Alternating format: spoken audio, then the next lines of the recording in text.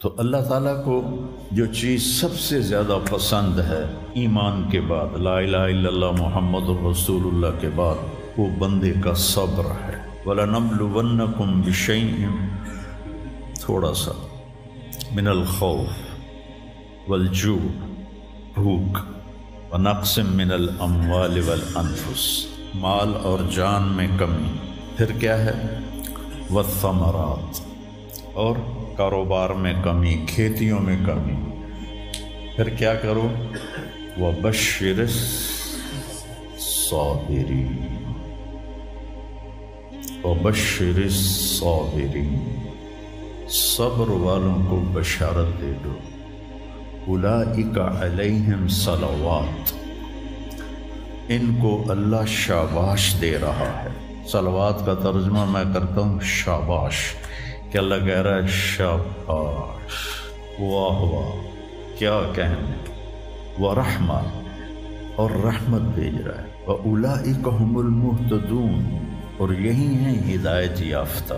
ایک دفعہ ابن القیم رحمہ اللہ کی اب تو نہ کتاب یاد ہے نہ پڑھا یاد ہے، سوائے ایک فغان بے شرر سینے میں باقی رہ گئی، سوز بھی رخصت ہوا جاتی رہی تاثیر بھی۔ تو انہوں نے تمام صفات ایمان کے ساتھ صبر کو قرآن سے دکھایا تھا۔ ایمان کے ساتھ صبر، نماز کے ساتھ صبر، روزے کے ساتھ صبر، ذکر کے ساتھ صبر، جہاد کے ساتھ صبر، انفاق کے ساتھ صبر، تبلیغ کے ساتھ صبر، ہر چیز کے ساتھ صبر صبر صبر صبر صبر۔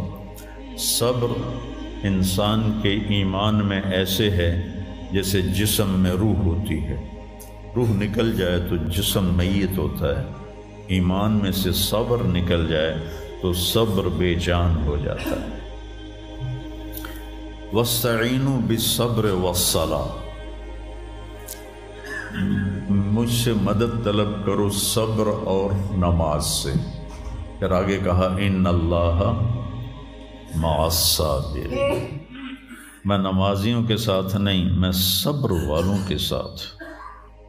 پھر صبر دو طرح کا ہے، ایک ہے جس پر ہمارا اختیاری کوئی، میرے سر میں درد ہے، اب بھی درد کے ساتھ بول رہا ہوں، ان بچوں کو چھٹیاں ہونے والی اس لیے تھوڑی بات ان سے کہہ رہا تھا، تھوڑی تمہیداً کچھ اور باتیں آ گئی، تو میں کیا کروں، کسی سے لڑائی کروں، کسی ڈاکٹر کا گریبان پکڑوں؟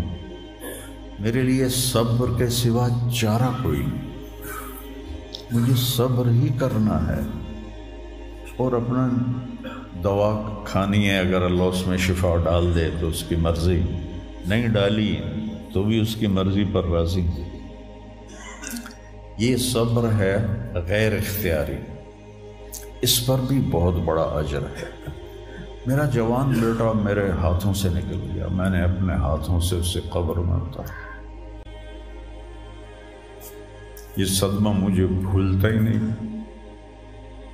ساری زندگی بڑی آزمائش، شہرت آپ کو نظر آتی ہے کہ بڑی واہ واہ ہو رہی ہے، بڑا یہ ہو رہا ہے وہ ہو رہا ہے، لیکن اس کے اندر اتنی آزمائشیں ہیں، اگر اللہ سے ڈر کے آدمی چل رہا ہو تو پھر اس میں اتنے امتحان ہیں کہ آدمی یا تو بچا بچا کے نہ رکھ اسے، تیرا آئینہ ہے وہ آئینہ، کہ شکستہ ہو تو عزیز تر ہے نگاہ آئینہ ساز میں۔ دل ایسے ہی پارا پارا ہو جاتا ہے، برداشت کرو۔ ایسے ہی زندگی میں انسان اندھیرا اس کی آزمائشیں ہیں، اس کی پریشانیاں ہیں، اس کے غم ہیں، اس کے صدمے ہیں، اور روشنی تھوڑی دیر کے لیے جو آتی ہے وہ اس کی خوشیاں ہیں، جو لمحے کے لیے آتی ہیں اور غائب ہو جاتی۔ تو ہمیشہ کی خوشی جس میں غم نہ آئے وہ جنت ہے، اور ہمیشہ کا غم جس میں خوشی نہ آئے وہ جہنم ہے۔